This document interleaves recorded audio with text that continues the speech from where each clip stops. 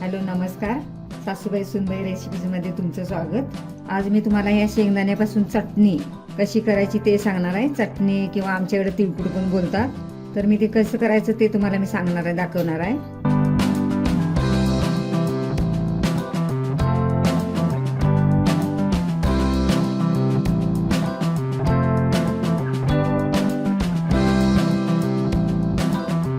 त्यासाठी लागणारं साहित्य 1 वाटी शेंगदाणे म्हणजे पाव किलो आहे. ते हा कच्चा लसूण आहे, म्हणजे थोडा जास्तच घेतलाय.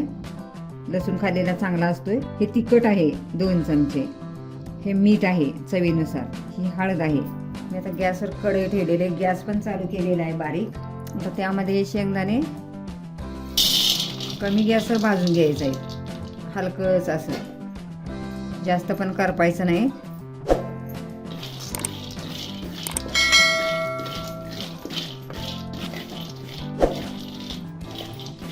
जास्त गॅस मोठा पण करायचा नाही, जास्त बारीक पण करायचा नाही. मध्यम गॅसवर असं भाजून घ्यायचं.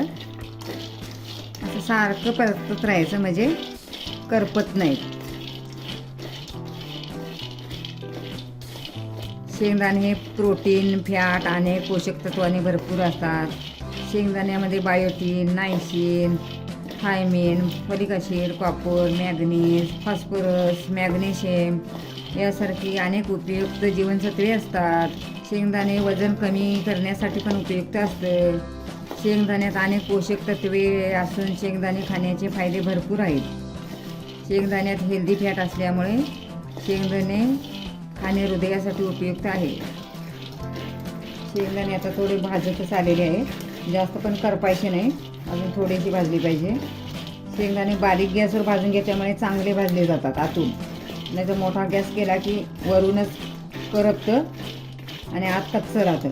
त्यामुळे बारीक गॅसवरच भाजून घ्यायचं शेंगदाणा. आता शेंगदाणा भाजलेलेच आहेत. हे बघा, जास्त पण नाही भाजायचं, असं चांगलं असं बारीक गॅसवर खमंग असं भाजून घ्यायचं.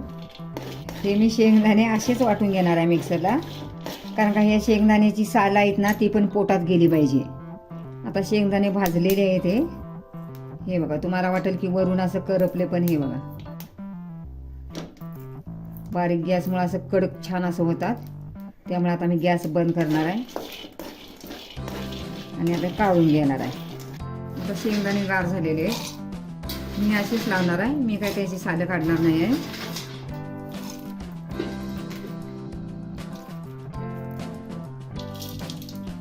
असं वाटून घेतलेलं आहे मिक्सर, कमी जास्त करून. त्याला आता चटणी, तिखट, मीठ टाकून परत आणि एकदा मिक्सरला फिरवायचं आहे.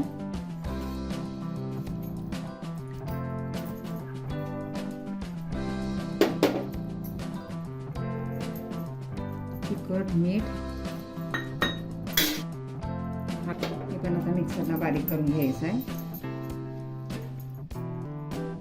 आता सगळं मी मिक्स केले, तिखट, मीठ सगळं टाकलेलं आहे. आता हे परत एकदा मिक्सरला बारीक करून घ्यायचं, म्हणजे सगळं एक जीव होते. मिक्सर कमी जास्त करून बारीक करून घ्यायचं. हे असं बारीक करून घेतलेलं आहे. आता असंच राहिलेलं पण मी बारीक करणार आहे. हे मी असं सर्व असं बारीक करून घेतलंय. यात अशी बारीक करून घेतलेले. ह्यामध्ये लसूण घातलेला आहे, त्यामुळे टेस्ट येते लसणीमुळं. तर लसूण खाल्ल्यामुळे कोलेस्ट्रॉल कमी होते. लसूण खाल्ल्याने रक्तदाब नियंत्रणात राहते. कच्चा लसूण खाल्ल्यामुळे मधुमेहाचा धोका कमी होतो. कच्चा लसूण खाल्ल्याने कॅन्सरचा धोका कमी होतो. त्यामुळे लसूण हा खाल्लाच पाहिजे, आवर्जून खाल्ला पाहिजे लसूण. लसूण खाल्ल्यामुळे हिमोग्लोबिन वाढते. एवढी टेस्ट आहे ना चटणी, आताच खाऊ का कशी, अशी एवढी असं वाटतं, एवढं तोंडाला पाणी सुटते, अशी एवढी छान अशी चटणी होते. ही तुम्ही पण करून बघा आणि आम्हाला कमेंट करून सांगा कशी झाली चटणी. शेंगदाण्याची चटणी खाण्यासाठी तयार आहे. किती छान सलरी आवडेल. आमच्या चॅनलला शेअर, सबस्क्राईब करायला विसरू नका. तोपर्यंत मस्त खा, स्वस्त राहा. पुन्हा भेटूया अशाचे काही व्हिडिओ सोबत. तोपर्यंत धन्यवाद.